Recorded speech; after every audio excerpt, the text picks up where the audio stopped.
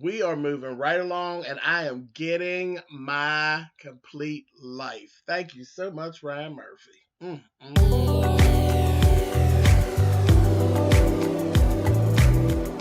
I'm like, come on through, Cook. Yeah. I'm going up on my soapbox. That's basically it. Let's talk about drag and all its forms.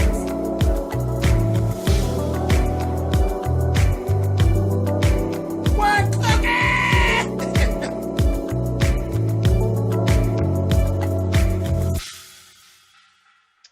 Hey guys, thanks so much for clicking on the video. This is my review for American Horror Story Apocalypse Season 8, Episode 5. We are at the halfway point. This is halfway through, and it is just getting better and better and better. Well, the last thing we saw Cordelia had actually stretched, baby, she stretched out. When she seen Queenie and Madison walk up, she literally just stretched out on the ground. And she, what we're looking at, we're thinking that she actually is waking up, but she's actually in the midst of a vision. She has visions. She's in the midst of a vision, and she's there at the school, but like the sign is down. The building has basically been leveled into kind of like there's like ash everywhere, and it's just you can tell it's like after the apocalypse actually has begun. And you see her, she's calling for the girls, and nobody's coming up. And then you see these figures approaching her. I was looking, and I was like, bitch, you better get to doing some spells or doing some running or call for the three charm sisters, bitch, or somebody, bitch, because this don't look good. And she went to do something and it didn't work. And it was like, oh shit, Cordelia, honey. And of course, these were like zombie figures. Maybe they gave her ass the blues, honey. Somebody went right in and grabbed her neck, honey, and yanked her. I said, oh shit. Y'all know I hate zombies. I can't stand that whole zombie thing, all that biting, and I don't like all that shit. But they did, baby. They gave her the old chomp chomp, honey. I said, well, god damn. And then she looks over and you see Michael Langdon in that whole ugly ass devil face, honey, with a cloak on, and he's laughing and keying. I said, wake up, bitch. Just so she wakes up, honey, and she's like, looking around, and then, they're like, okay, Cordelia, and she's hugging him and all of that stuff. So she ends up kind of sharing what her vision was with a few of the folks. She shared it. And Myrtle Snow is right there always at her left side, honey. And she says, what I'm going to do is I am going to go ahead. Michael went down and he brought Queenie and Madison. He said, I'm going to administer the Seven Wonders test. Baby Myrtle was pissed. She was pissed off to the highest level of festivity, honey. She was like, he is not the seventh. He's not the new supreme. There is no male supreme. The alpha doesn't exist. It doesn't exist. Why are you even bothering with this, honey? And that the guys was giving, oh, whatever. She's like, I'm gonna go. In 2 weeks, you get them together. In 2 weeks, I'm going to come back. We're going to administer the Seven Wonders test. And they go ahead and they leave and they go home. So now y'all know I'm not going to go blow by blow with everything that went on, but I'll throw in the things that are important. There was a scene where we actually got to see Cordelia was talking to Myrtle Snow and showed her, she said, something's going on with me. There is a new Supreme coming because I'm starting to fade. Things about me are starting to fade like they do because, the old Supreme starts to basically wither away. She starts to become more mortal, and I guess their age catches up with them and whatever, because it looked like she had some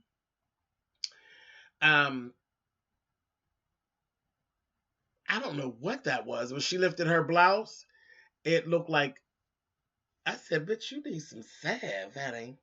Something, it was something she needs some Neosporin or something, honey. But it was something, it was terrible with her skin and this, that, and the other. And then I was saying, okay, well, we got Mallory, because that's what we started to see. We're seeing all these different things about Mallory. And keep this in mind. They showed this thing, Myrtle said, Mallory is more powerful than what we have thought in the past. Mallory reminds you of Misty.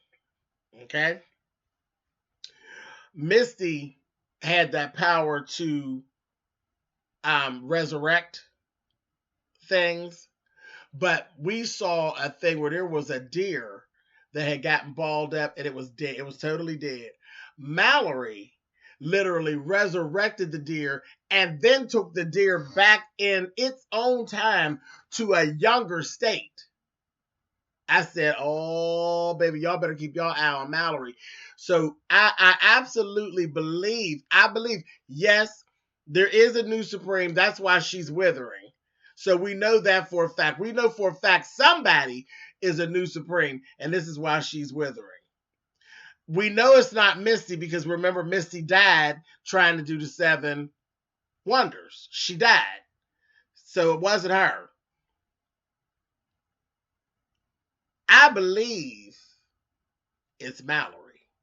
I believe Mallory is the next one up to be a Supreme. This is why Cordelia is starting to wither, but Cordelia ain't paying enough attention, and she needs to, just for right now, she needs to have Mallory heal her. She, just heal her.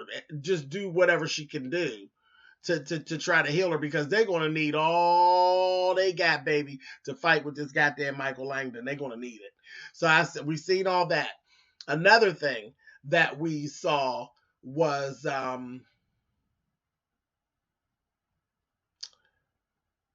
Coco being brought in. We went back in the Coco story where her dad actually brought her in, because what ended up happening with Coco has the power, but it's not like this huge, strong power, but it's going to be very useful at one point.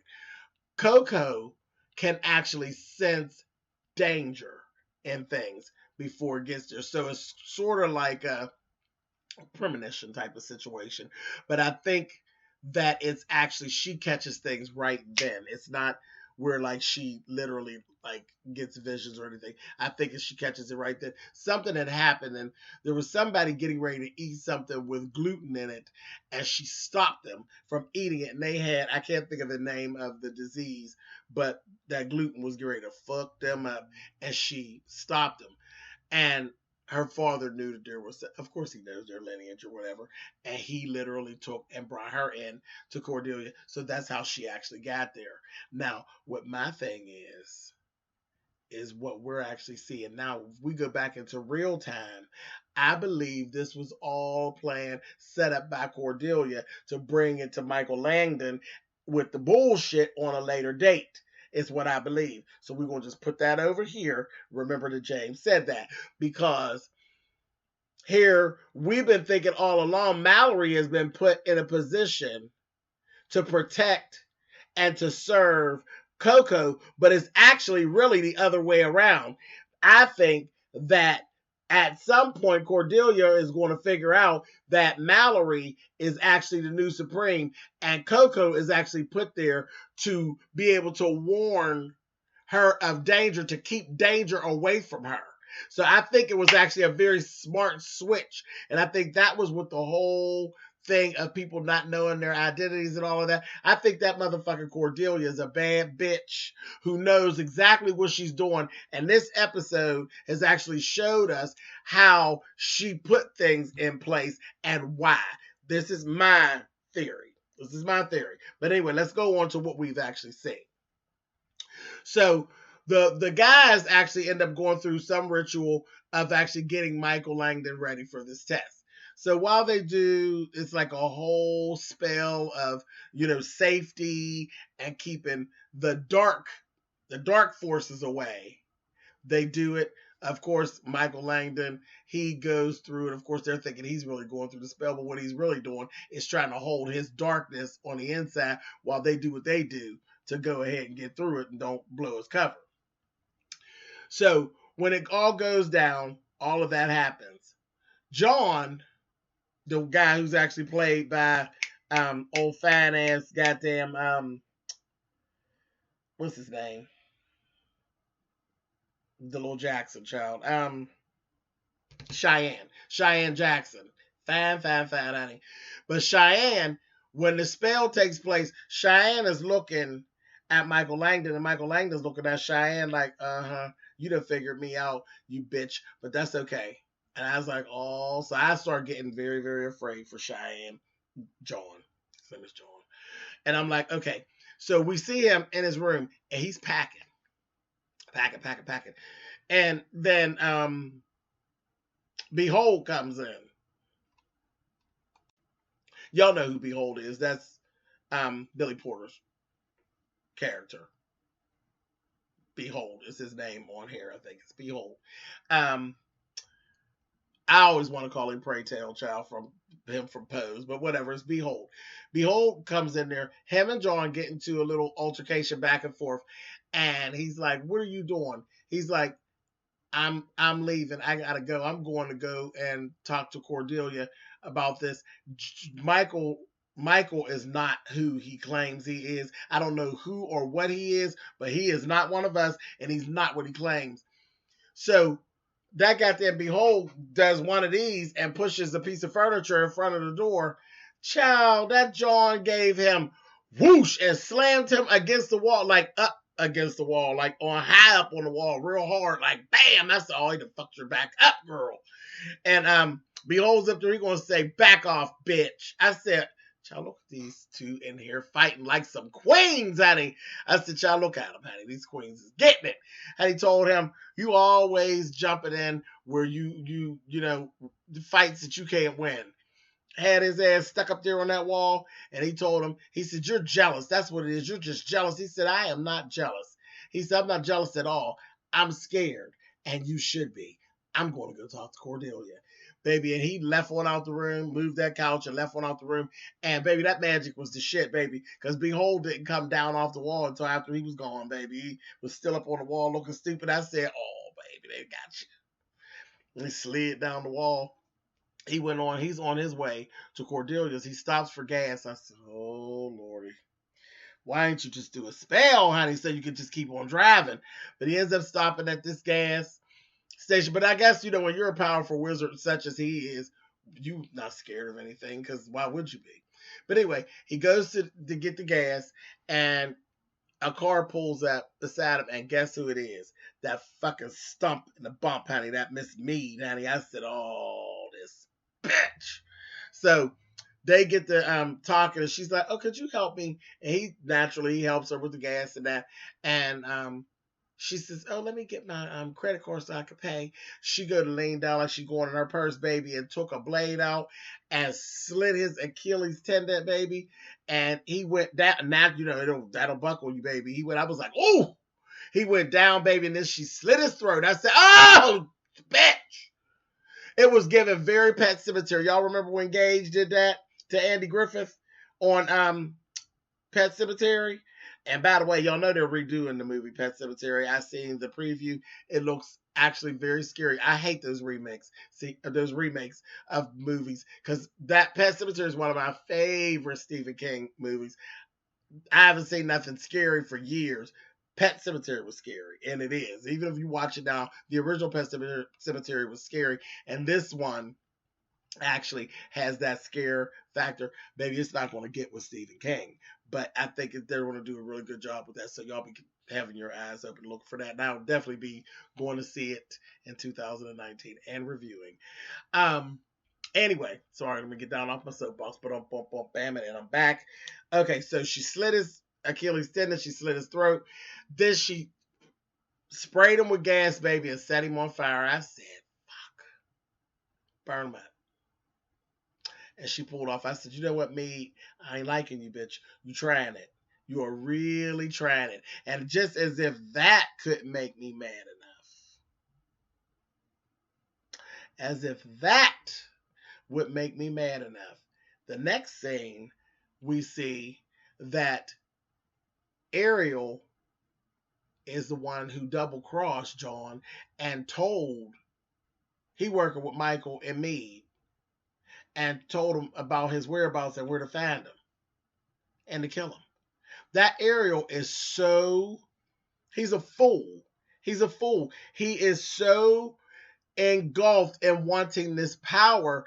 You're not even going to have the power. The power is actually going to be Michael's. So what kind of fool are you? Just, he got blinders on. He's so entrenched and being more powerful than the witches that he can't see what's right in front of him. I'm like, I don't know. Or again, did he sell his soul to the devil? Did he sell his soul to the devil? I don't know. Either way, the devil's going to end up with it. So shame on you, whore. Anyway, so then we end up seeing the seventh wonders going through. It's all going through. They get down to the very last one, which is dissension. They have to go on down into the underworld and be able to make it back. Honey, so what Cordelia threw a monkey wrench in the shit and said he has to go down and he needs to bring Misty back. And they're like, that's bullshit. That's like a suicide mission. And that ain't, nobody's ever had to go down and bring somebody back. And she's like, if he wants to convince me that he actually is the Alpha, and the Alpha's supposed to be stronger than all the Supremes, he should be able to go down, get Misty, and bring her back. Because Misty died unlawfully. She shouldn't have actually even been taking the test. It was my mistake to have her taking the test. She wasn't supposed to be a Supreme. She should have never been taking the test. So, if he's the Alpha, he's supposed to be powerful enough. He should be able to do it. So they was fussing and carrying on. And he came in and he said, "I'll do it. I'll do it." So they started the test of dissension, honey. He took his ass right on down there. And he went to get Misty. Now, you know Misty is down in her own hell. Misty is soft. Misty is not a fighter. Misty is again, she resurrects. She loves living things. She has a real problem with living things dying. She has a problem with death, period. So he goes down and she's stuck in a class where she was a little girl. When she's a teenager, she was in a biology class. They make you dissect a living frog. I didn't do that shit either, Misty. I was like, child, you can give me whatever grade you're going to give me because I ain't doing that. And I ain't staying in here. I didn't do it. I did not do that. I was like, child, they fat me. So I told them, call my mother, honey. Tell them, call my mother. I told my mother, I'm not killing anything. I'm not playing with anything that's already dead. I'm not doing that. And I knew my mother was like, no, he's not. Y'all find him something else to do because he's not doing that. And I wouldn't either. So, again, there I go soapboxing, but bam, and then I'm back. And I did get my diploma, baby, and went on and went to college. So thank you. Anyway, moving on. So he ended up going down, but he always got to go down and see Michael always got to go with the devil shit and do some old extra shit. So he went down when he go to get her, just go get her and come the fuck on out of there. No, you ain't do that. The man that keeps coming back and because it just plays over and over when they keep making her kill the frog. The man that keeps making her do it, he go down there and guts the man. Now, why you got to go gut the man? What was the purpose of that? You just nasty, you damn bastard. So I was like, what was the purpose of that? But he comes back and he comes back out of the dissension. And then the next thing you know, they're like, well, he didn't do it. So he's not, when he came back, they said he made it back. And that should be good enough. They ready to start arguing. And then the next thing you know, you see Ashes reform Misty, baby. He brought her back. I said, oh my goodness. I said, okay. So they were like, he did it. So they were like, okay, all right, cool. So Misty comes back, and that's that. And they're just like all like hugging her and happy to see her and all of that. So Myrtle is like, I don't see what all of this partying is about. This is fucked up. You get ready to turn over everything and all of this, and they're talking, and she's like, honey, he is not the supreme. He's not the supreme. I don't trust him. I don't trust none of that. There's something wrong. There's something totally wrong with Michael Langdon. He's not one of us. He's not the supreme. He's not the alpha. He's something different. And I got one step up on him. What he has done is brought all my girls back to me because I'm going to need all my girls to fight whatever that is that he is. He brought them all to me, so I got all my girls, and we get ready to battle. I said, "Come on, Cordelia, bitch!" Yeah, I told Cordelia's on this shit. She's on it. So I was like, "All right, good." So Myrtle's down, baby. Her hair got a little fuller. Honey, like, "Oh yeah, let's fight, honey." I said, "Okay." So I'm laughing. So that's when Misty was saying, I'm not a fighter, though. Like, I'm not a fighter. That's not what I do. And I'm weak. I'm not this, that, and baby. They said, we got something just for you, baby. Don't even worry about it, honey. And then they had like a little party, a little welcome home for her, baby. And in walks the white witch, baby. I said, yes, honey. It was Miss Stevie Nicks looking lovely, honey. I said, look at Miss Stevie Nicks, honey. And she got to singing, honey, you see your gypsy. I said, oh, come on with it, honey. She did the whole song, Gypsy. It was so good. It was so good. I loved it. Oh, my God. I love Stevie Nicks, y'all. But Stevie looked good, did the song, performed it. It was great. So the White Witch was there, and you could see Misty basically just brighten up, gave her what she needed, honey. It's going to be a fight, honey. I said, yes, honey. Where's Miss Brooke at? Miss Brooke Valentine. We need to sing it, some more singing, honey. It's going to be a girl fight, honey. All these warlock and queens, honey, and all these real witches, honey. It's going to be a girl fight, honey, and I am so here for it. So here for it.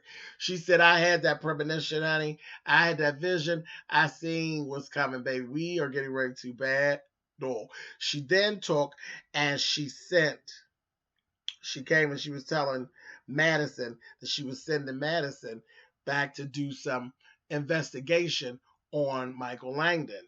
And baby, that Behold's a queen. Child, that old queen, I love her, honey. She came up in there and she said, I was eavesdropping, honey. She said, well, what did you hear? She said, I heard it all, bitch. She said, okay. She says, I don't